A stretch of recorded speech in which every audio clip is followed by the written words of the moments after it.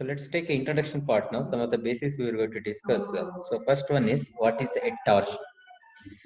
So torsion is nothing but is a twisting of an object caused by the movement acting about the object longitudinal axis. Means this is the, suppose you consider the job.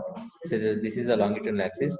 So when there is an couples or torque, we're going to be induced in a opposite way. Suppose one is clockwise, means another is the anti-clockwise. So because of this opposite couples, this member or shaft going to be under twisting action. So therefore, this called as an a torsion. When the member going to subject to a twisting action, so that is called as the member subject to a torsion. So now, next thing. So as I told here, torque. So what is torque? That is the next topic. Okay. So torque, as he said, that the torque is the measure of the force that can cause the object to rotate with respect to an axis.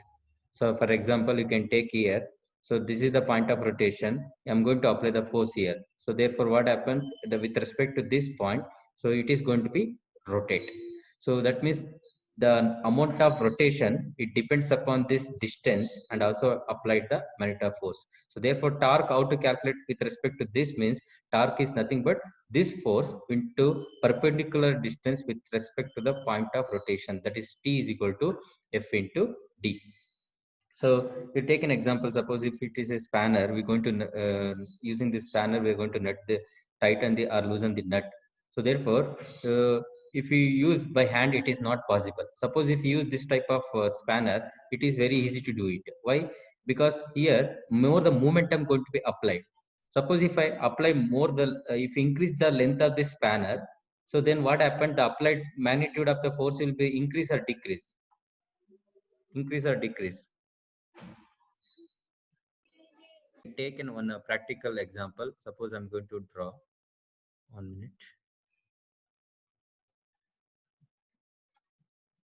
Yeah.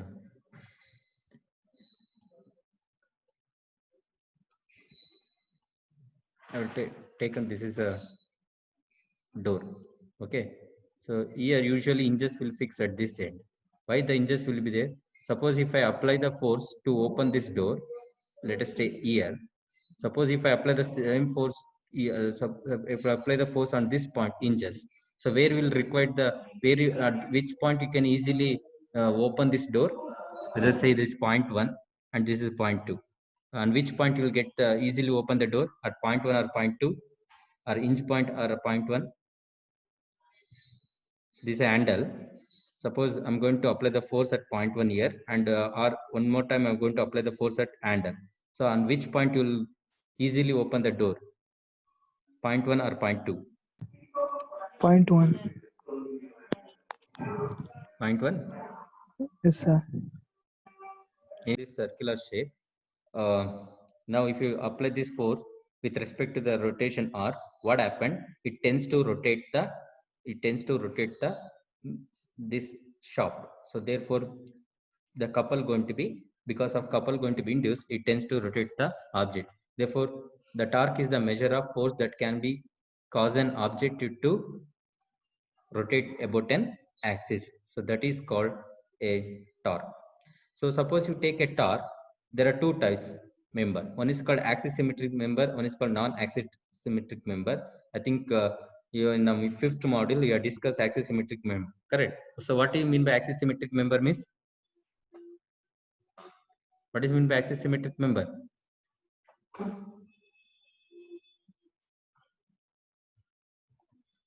With respect to this is the axis, with respect to axis, the shapes are same on either left and right. So if you fold it with respect to this axis, if you fold it, it will be look like same one, correct? It will be like one triangle. So that is called symmetry. When you fold it, it will be look the same shape.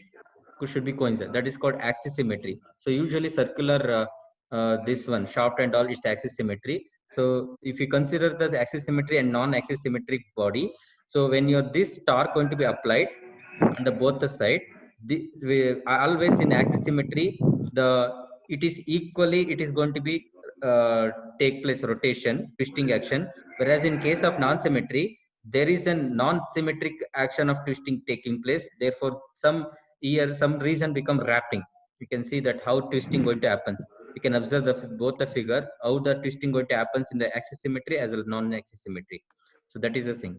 So in always now in the entire torsional shaft we are going to consider the axis symmetric body, that is a circular shaft we are going to consider. So that is about the axis symmetric one.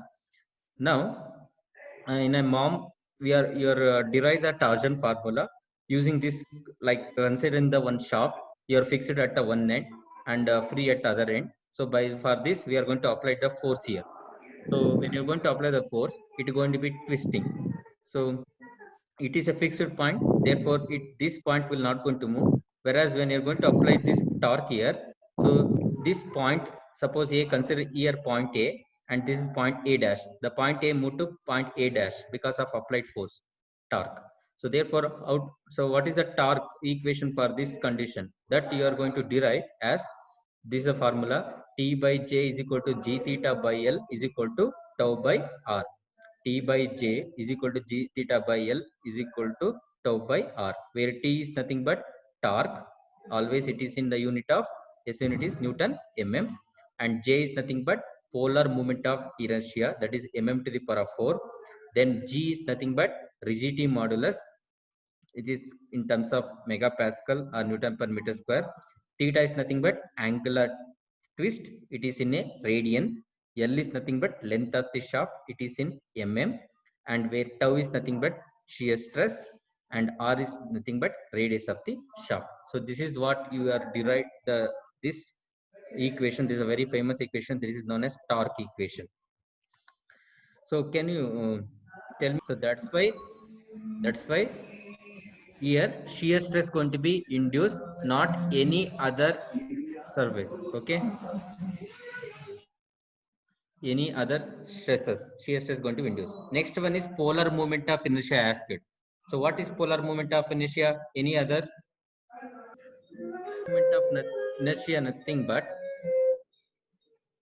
polar moment of inertia is nothing but it is a material property one which will resist this torque or twisting moment. So it is a material property. See, in a case of normal stress forces, if you applied, you are taking the material property called as Young's modulus. So here we are taking a in case of bending moment, we are taking a moment of inertia. So here we are taking the polar moment of inertia, that one which will resist the twisting action. So more the J value, more the it will reduce the this one twisting action. So that's why this is the called polar moment of inertia. That is what we are going to use for a solid shaft. It is pi d to the power of 4 by 32, or for hollow shaft it is pi d naught 4 minus di 4 divided by 32 will be there. So this is the torque equation. From this, so what you can understand this, you can see now. So theta and j will be inversely proportional will be there, no, that's why more the j, theta will going to be reduced. So that is what mean that always we should select more the j value, which will having more value of j, whether it is a solid shaft or a hollow shaft. Solid shaft or hollow shaft is more value. Solid shaft. Hmm. Can you anyone others?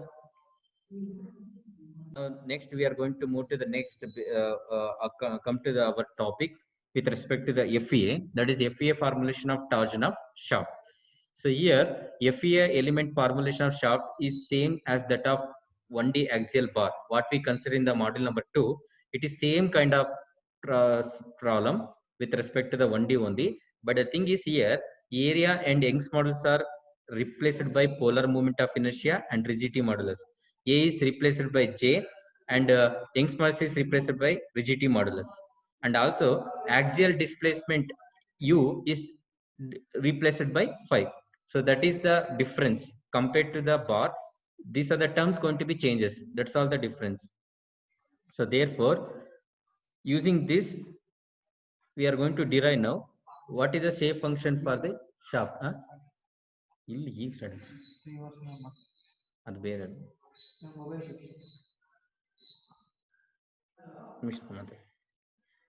So here first we'll take a shape function for shaft.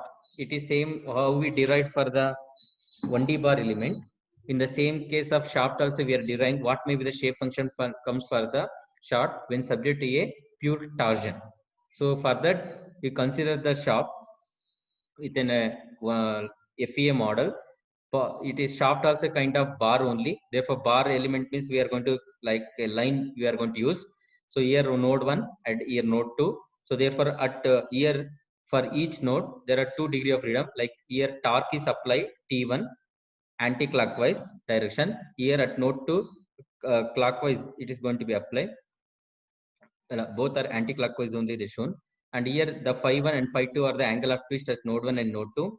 And L is the length of the element. And with respect to the global, means with respect to this reference axis, node 1 at a distance of x1, with respect to node 2, it is x2. So therefore, L we called as an x2 minus x1 will be there. Now, using this concept, we are going to derive the shape function for the torsion of shaft. So assume that it is a polynomial function, linear polynomial function. The trial function is phi is equal to a naught plus a1x. How we consider for the, in case of bar, u is equal to a naught plus a1x. Similarly, we consider here phi is equal to a naught plus a1x. Some textbook they refer phi, some textbook they refer theta. Okay. So let us call this equation a or 1, and a where a1 naught and a1 are called the generalized coordinates. We need to find out this value by applying the boundary conditions. What is the boundary condition? When x tends to x10, phi tends to phi 1. Similarly, when x tends to x2, phi tends to phi 2. That is you know well. So therefore, if you substitute this value here, phi first boundary condition, phi 1 become a naught plus a1 x1. Similarly, if you apply the second boundary condition, phi 2 become a naught plus a1 x2. Let us call this equation number 1 and 2. Now you can solve this. How to solve it? Here you add these two equations like minus, minus, minus. I'll draw it here. I'll show. So here minus, your minus, minus. Therefore, what happened? These two get cancels. Then what is left? Phi 2 minus phi 1 is equal to a1 a1 x a1 x1 minus a1 x2. So therefore, you can take a1 is a common. Therefore, we can take, if you take a1 is a common, then that is become a1 into x2 minus x1. Therefore, further you can simplify. A1 become phi 2 minus phi 1 divided by x2 minus x1. Let us call this equation number 3. Now I got a1 value, but still I require a0 value. Therefore, I'm going to substitute this a1 in place of equation number a. So therefore, so not equation number a, equation number 1. Therefore, phi 1 equal to a0 plus a1 means this much, you substitute into x1. Therefore, I need quite a naught now. Therefore, keep a naught here and remaining transfer to the left hand side. Therefore, a naught equal to phi 1 minus phi 2 minus phi 1 divided by x2 minus x1 into x1. Therefore, next further you simplify, take LCM x2 minus x1. LCM if you take it, you'll, and also if you multiply by x1 inside, then you'll get phi 1 x2 minus phi 2 x1 divided by x2 minus x1. This is after the simplification by taking LCM and also by multiplying x1 inside, you will get this equation. So let us call this equation number 4. So therefore we got a naught, we got a1. These two equation you substitute in the first equation, that is a. Therefore phi is equal to a naught. A naught is nothing but this much, and a1 is nothing but this equation number 3 into x. Therefore, you can take here again phi 1 is common and phi 2 is common. This is become x2 minus x. If you, and this is become x minus x1 if you take phi 2 common. Again here x2 minus x1 I can call it as length of the element. Therefore, this is become x2 minus x into phi 1 divided by LE plus x minus x1 into phi 2 divided by LE. So therefore, this I can call it as n1 and x minus x1 divided by LE called as n2, where n1 n2 are the shape function at node 1 and node 2 respectively. Therefore, phi is equal to n1 phi 1 plus n2 phi 2. where n1 is nothing but x2 minus x divided by LE, n2 is nothing but x minus x1 divided by LE. So it is, you can observe that for 1D element what we got the shape function is the same thing we got here also. There is no changes. That's what I told. It is same shaft analysis also using FE approach. It is same kind of bar, because shaft also it's a 1D element. That's why. So therefore, after this you can observe the variation. So you can see the variation diagram. It is node 1 and node 2. So at node 1 always n1 will be 1 will be there, and at node 2 n1 will be 0 will be there. So therefore you will get the variation in a linear form. So therefore similarly if we consider at node 2, n2 at node n2 at node 1 will be 0, and at node 2 it will be 1 will be there. Therefore for n2 the variation will be like this. If you overlap, then you will get a like this. So this is, and what is the inclination? You can see this variation is nothing but n1 is equal to x2 minus x1 x divided by LE, and this variation is nothing but n2, that is x minus xc divided by LE will be there. So this is about the shape function and its variation. So as you know that shape function is a interpolation function which is used to find the any variation in between the elements. So that is why this shape function is very useful. So we are derived for each type of problem, and this is what we the shape function for an shaft what we derive now.